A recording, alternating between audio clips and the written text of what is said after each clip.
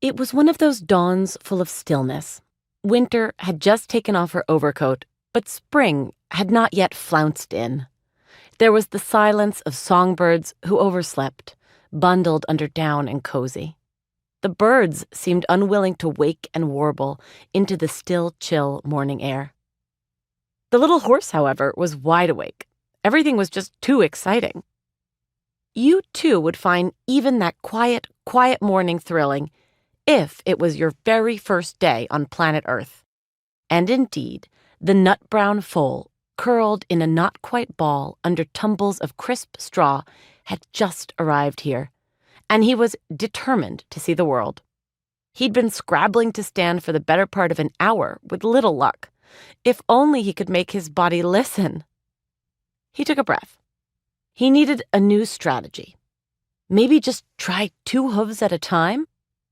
With a heave, he scrambled his rear legs to a standing position and, aha, held them there.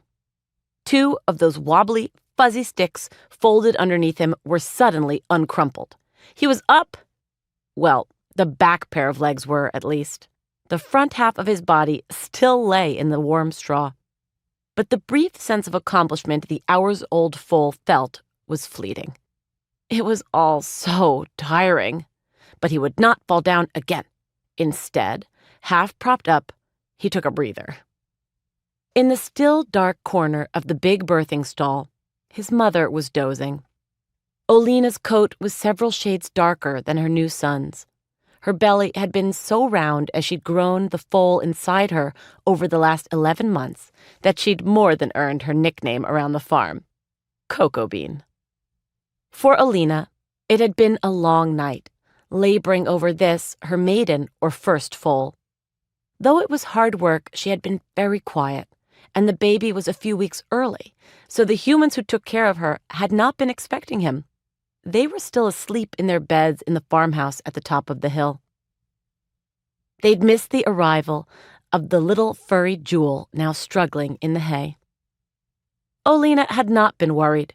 Instinctively, she had known what to do. She laid down at points to help him turn inside her, then stood when she felt the baby shift into the position foals must take to be born. Nose pointed toward their toes, chin over their knees, hooves pointed forward. A perfect swan dive, straight to earth.